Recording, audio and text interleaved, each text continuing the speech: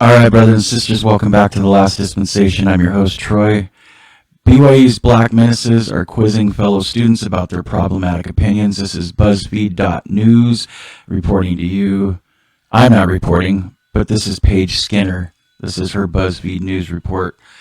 And I'll be reading and commenting on a group called Black Menaces, whom I never before heard of until about an hour ago.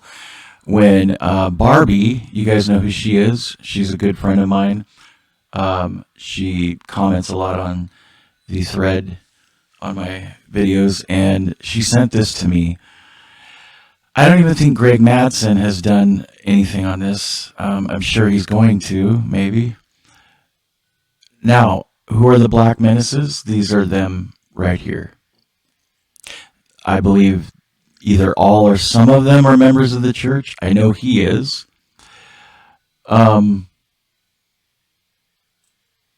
We have to be careful when we read this, when we're reacting, commenting to this. So you guys are going to comment. I mean, you guys are going to be just as new to this as I am. Maybe you're not. Later, I want to do there are videos where they're being interviewed, and I want to do some reaction videos on those. Let's go ahead and read and comment on this. A group of TikTok creators at Brigham Young University, a predominantly Mormon college, call themselves the Black Menaces, even if those watching simply see them as doing God's work. In one of their first videos, Rachel Weaver, who is black, asks a white BYU student if he believes that God approved the Church of Jesus Christ of Latter-day Saints, banning black people from joining the priesthood until 1978. Now, I am not saying it was a good thing or it was right, the ban. Not at all. I'm not saying that at all. What I am saying is, how do you just come up and ask a faithful member of the church something like, just putting them on the spot? I don't know. My gut feeling tells me yes. The college student answers, I don't know why he did it. I know that he did do it. He instructed the prophets to lift the ban when they were told to lift it. This is part one of asking BYU students if they believe the priesthood and temple ban was of God. Yeah, but I'm wondering if these people even have testimonies anymore. And if they do, what is their purpose? Do they want to continue to go to BYU? And that's just it. Go to another college.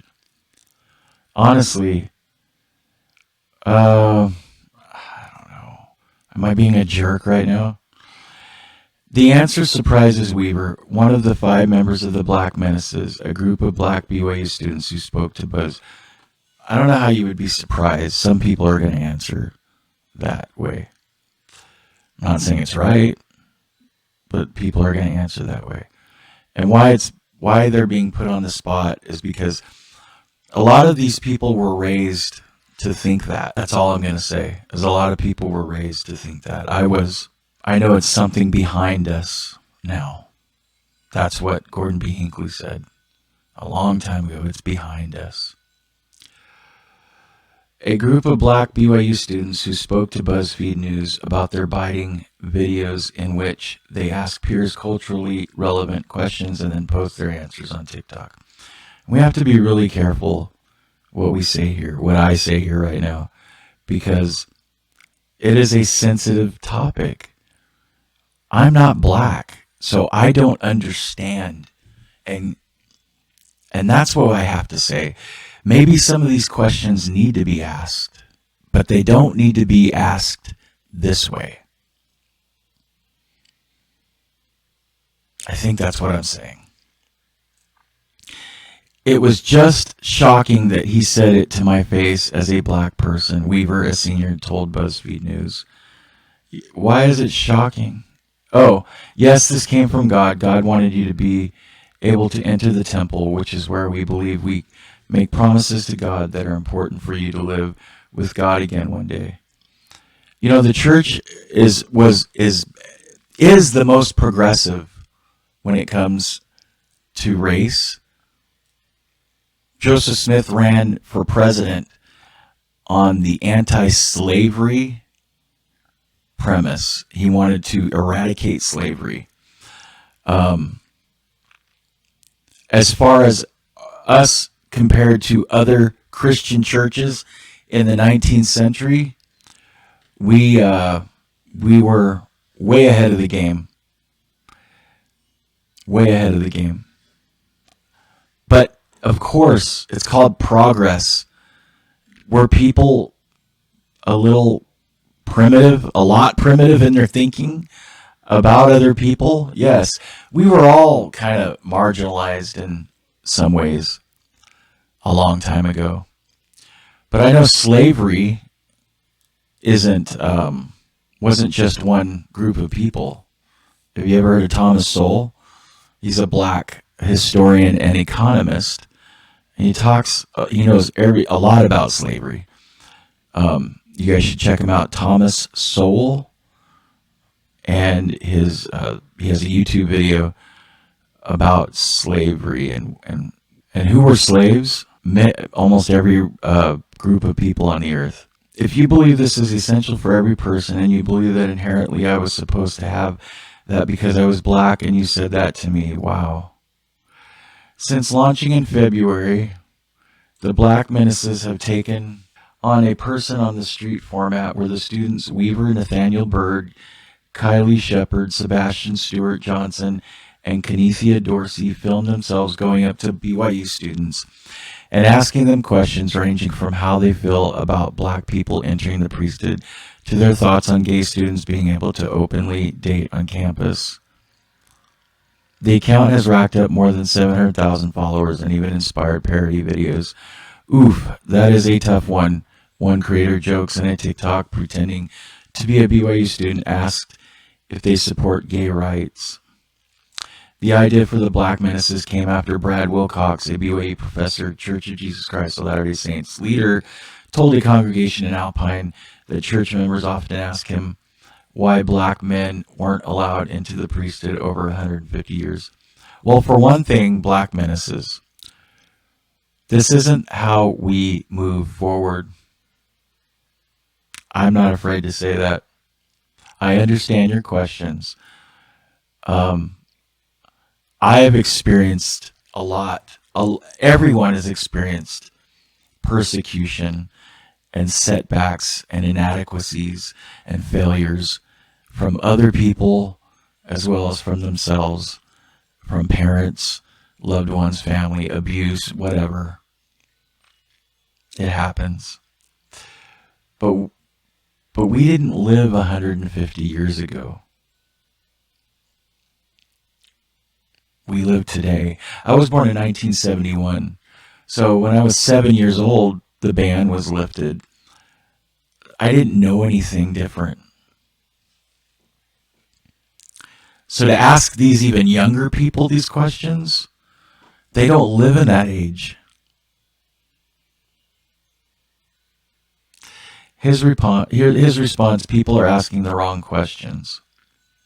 Maybe instead of asking why the blacks had to wait until 1978 to get the priesthood, we should be asking why did the whites and other races have to wait until 1829, he said at the time. Yeah, I don't think that Brad Wilcox said the right thing. I don't. I kind of understand what he was trying to say. I'm thankful that we all hold the priesthood today, though. All I'm saying is this is not the right way to go about, militantly go about. And if we listen to the prophet when he spoke to the young single adults recently and even President Oaks, we are not to be marginalized. We are not to be ites. We are children of our Heavenly Father. We are children of the covenant. So obviously, I think a lot of these, this group of Black Menaces aren't feeling that way very strongly anymore. Hopefully, they will feel that way again. Maybe instead of asking, okay, we already said that. The comment was met with backlash, and Wilcox soon apologized. The very next day, the Black Menaces uploaded their first TikTok, where they stand in front of a green screen listening to Wilcox until he says whites, which is when they stop listening and walk away. The whites, one says, exasperated in the video.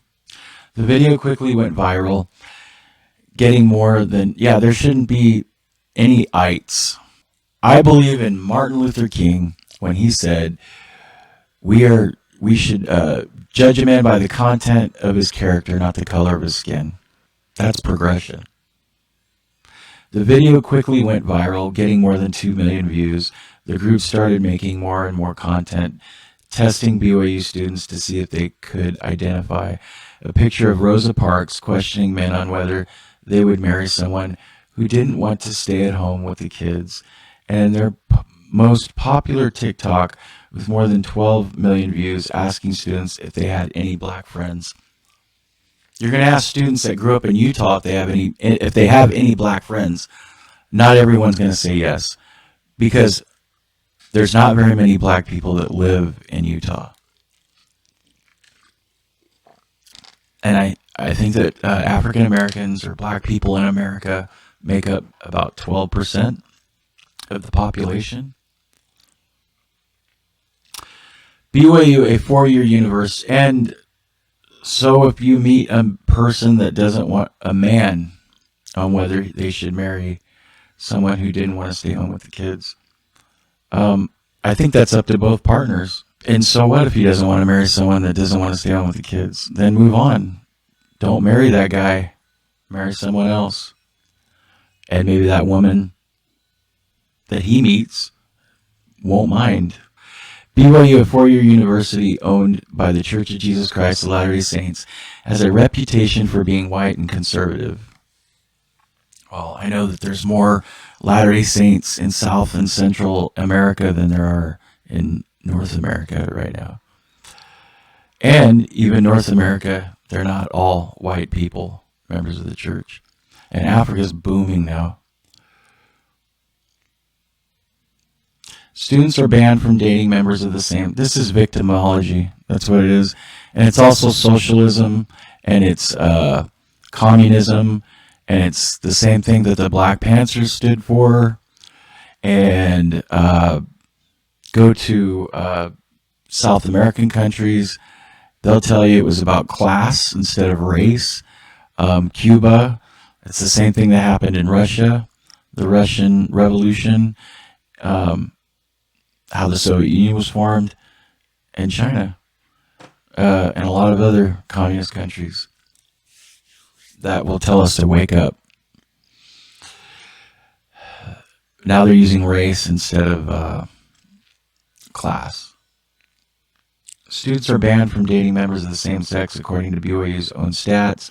Only 1% of students are black. When Senior Bird arrived on campus 4 years ago, he said he attempted to change himself to better fit in with his white peers. I tried to make myself look less scary, he told BuzzFeed News.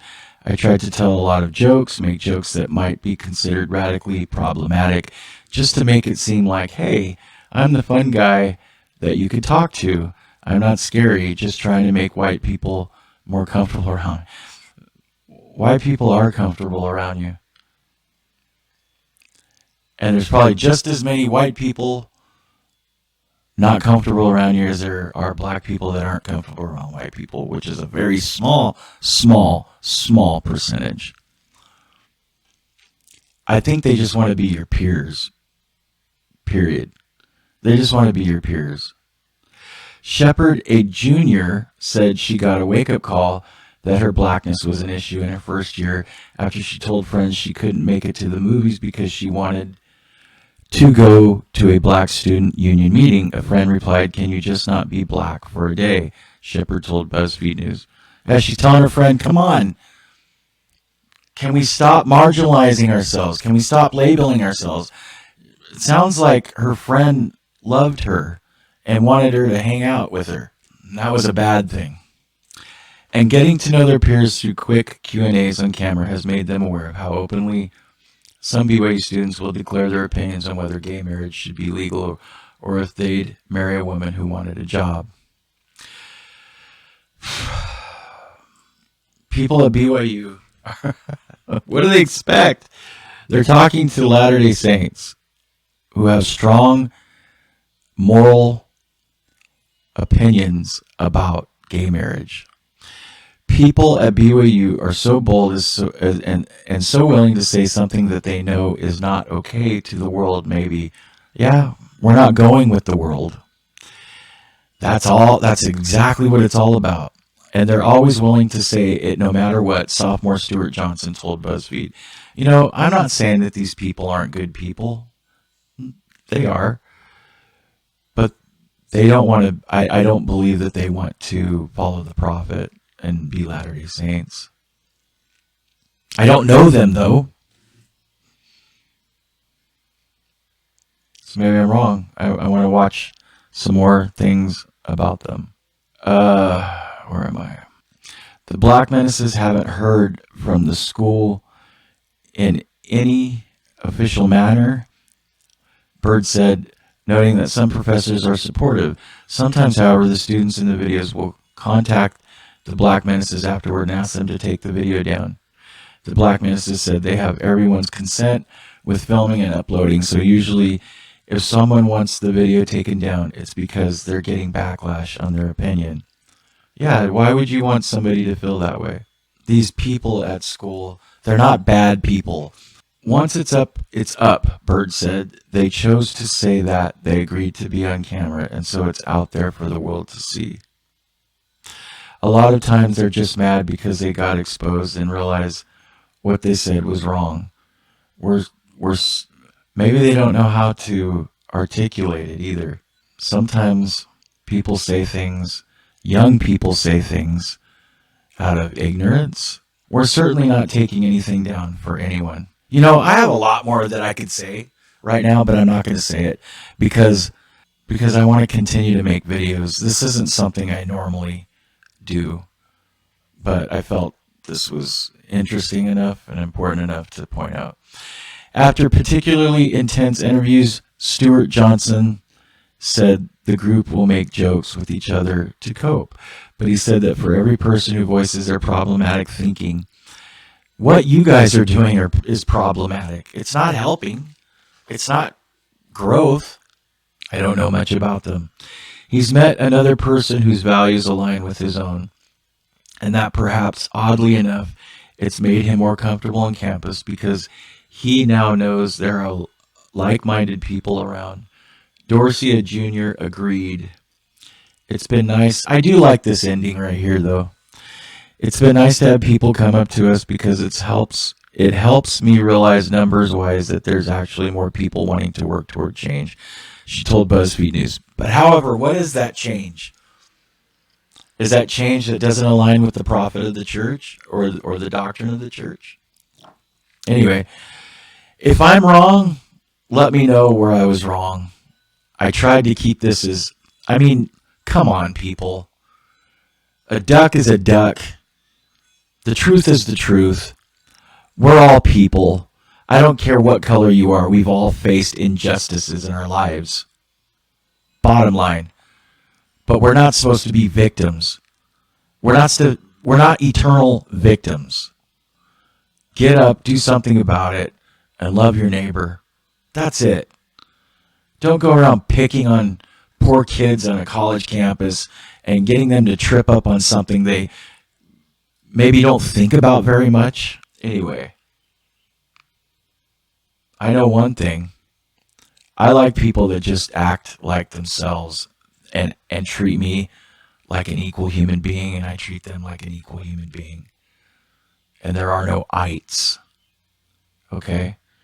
Yes, people in the Deep South during the 50s and 60s, mostly in the Deep South, and that was, we know politically who kind of orchestrated that with the Jim Crow laws and stuff like that, and it wasn't my political party.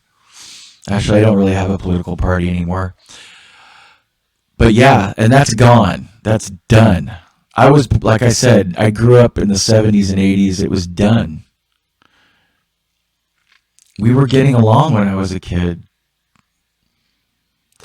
Anyway, Now everyone wants to separate themselves into groups and say, I am a victim. And that's not the case. And beware, because this is a way that our country is being divided so that we fight each other and we fall. Look it up. Anyway, that's it.